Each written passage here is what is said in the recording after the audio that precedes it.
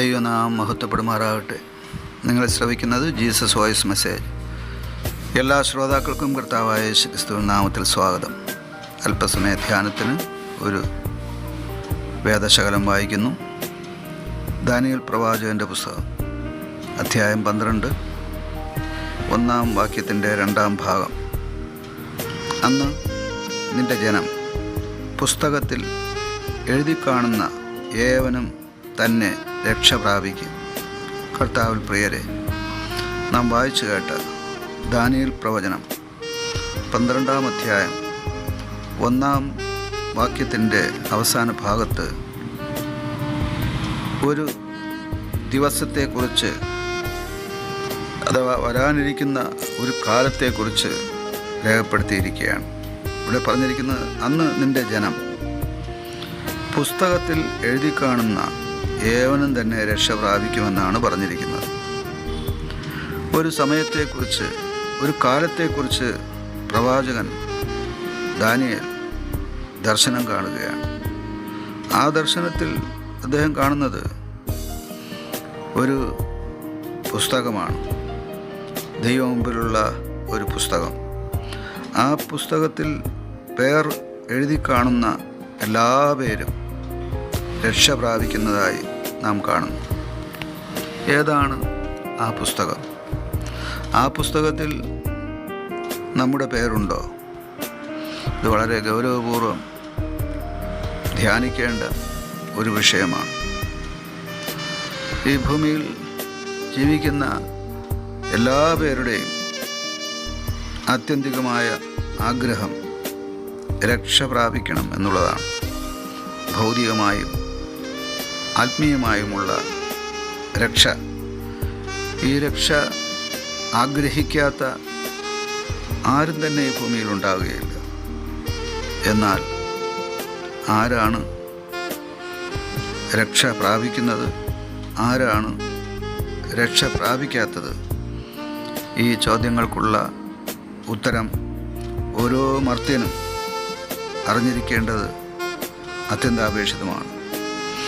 എനിക്ക് രക്ഷ പ്രാപിക്കുവാൻ എന്താണ് തടസ്സം എന്ന് ഞാൻ കണ്ടെത്തുകയും രക്ഷയ്ക്കുള്ള വഴി അന്വേഷിക്കുകയും അത് കണ്ടെത്തി ആ രക്ഷയുടെ മാർഗത്തിൽ ഞാൻ സഞ്ചരിക്കുമ്പോൾ എനിക്ക് രക്ഷയുടെ ആനന്ദം ലഭിക്കുവാനിടയാകും. ഇവിടെ പറഞ്ഞിരിക്കുന്ന പ്രത്യേകമായ ഒരു പുസ്തകത്തെക്കുറിച്ച് വെളിപ്പാട് പുസ്തകത്തിലും നമുക്ക് കാണുവാനായിട്ട് സാധിക്കും. ഒരിക്കൽ കൂടെ ഓർപ്പിക്കട്ടെ, ഇവിടെ പ്രത്യേകാൽ പറഞ്ഞിരിക്കുന്നത് ഒരു പ്രത്യേകമായ പുസ്തകത്തെക്കുറിച്ചാണ്. ആ പുസ്തകത്തിൽ പേര് എഴുതി കാണുന്ന എല്ലാ പേരും രക്ഷ പ്രാപിക്കുമെന്നാണ്. ആ പുസ്തകത്തെക്കുറിച്ച് വേദപുസ്തകത്തിൽ പലയിടങ്ങളിൽ സൂചിപ്പിക്കുന്നുണ്ട്. ആ പുസ്തകം ജീവൻ്റെ പുസ്തകമെന്ന് അറിയപ്പെടുന്നു. വെളിപ്പാട് പുസ്തകം 20-ാം അധ്യായം 12-ാം തിരുവചനത്തിലാണ് ഈ സത്യം നാം കാണുന്നത്. അവിടെ മരിച്ചവർ ആബാലവൃദ്ധം സിംഹാസനത്തിന് മുമ്പിൽ നിൽക്കുന്നതും കണ്ടു. പുസ്തകങ്ങൾ തുറന്നു. ജീവൻ്റെ പുസ്തകമെന്ന മറ്റൊരു പുസ്തകവും തുറന്നു. പുസ്തകങ്ങളിൽ എഴുതിയിരുന്നതിന് ഒത്തവണ്ണം മരിച്ചവർക്ക് അവരുടെ പ്രവൃത്തികൾക്കടുത്ത ന്യായവിധി ഉണ്ടായി എന്ന് നാം കാണും. ഇവിടെ നാം പ്രത്യേകമായി ഗ്രഹിക്കേണ്ടത് ന്യായവിധിയെക്കുറിച്ചാണ്. ഇവിടെ ന്യായവിധിയെക്കുറിച്ചാണ് പറഞ്ഞിരിക്കുന്നത്. ന്യായവിധി നാളിൽ സംഭവിക്കുന്ന, അഥവാ സംഭവിക്കാനിരിക്കുന്ന കാര്യത്തെക്കുറിച്ചാണ് രേഖപ്പെടുത്തിയിരിക്കുന്നത്. ദൈവമുമ്പിൽ ഈ ഭൂമിയിലെ സകലജാതി ജനങ്ങളും കൂട്ടിച്ചേർക്കപ്പെടുന്നു. അവിടെ മാലാഖമാർ ദൈവമുമ്പിൽ പുസ്തകങ്ങളെ തുറക്കുകയാണ്. അതിലൊരു പ്രത്യേക പുസ്തകത്തിൻ്റെ പേര് ജീവൻ്റെ പുസ്തകം. അഥവാ ഈ ഭൂമിയിൽ ജീവിക്കുമ്പോൾ ഒരു മനുഷ്യൻ ദൈവത്തിൽ വിശ്വസിച്ച് ദൈവത്തിൻ്റെ മകനും മകളുമായി തീരുമ്പോൾ ആ വ്യക്തിയുടെ പേര് ജീവൻ്റെ പുസ്തകത്തിൽ രേഖപ്പെടുത്തുന്നു. അങ്ങനെ സ്വർഗത്തിൽ ആ മനുഷ്യൻ പേര് രജിസ്റ്റർ ചെയ്യപ്പെടുന്നു. അങ്ങനെ ഈ ഭൂമിയിൽ ജീവിച്ചിരുന്ന് സ്വർഗത്തിൽ പേര് രജിസ്റ്റർ ചെയ്യപ്പെട്ടവരാണ് രക്ഷ പ്രാപിക്കുന്നത് എന്നാണ് ദാനിയേലിൻ്റെ പ്രവാചകൻ്റെ പുസ്തകത്തിൽ നാം കാണുന്നത്. അതുകൊണ്ട് ഇന്ന് പകൽക്കാലം നമുക്ക് നമ്മെ തന്നെ ദൈവകരങ്ങൾ സമർപ്പിക്കാം.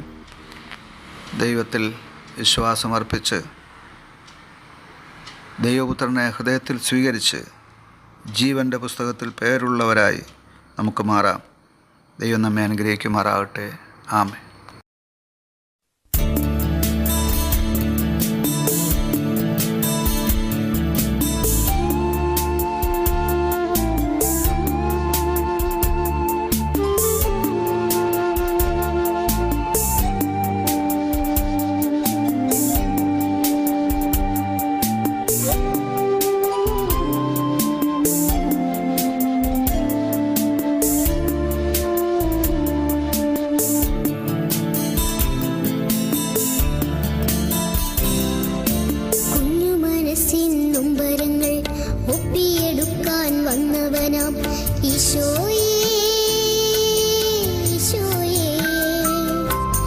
ആശ്വാസം നീയല്ലോ, കുഞ്ഞു മനസ്സിൻ നൊമ്പരങ്ങൾ ഒപ്പിയെടുക്കാൻ വന്നവനാം ഈശോയേ,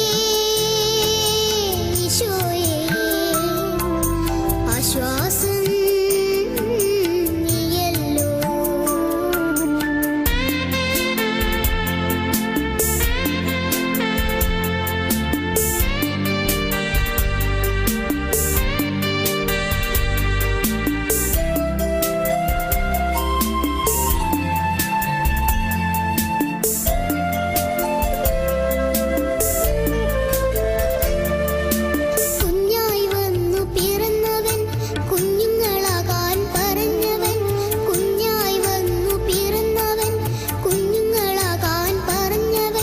സ്വർഗത്തിൽ ഒരു പൂന്തോട്ടം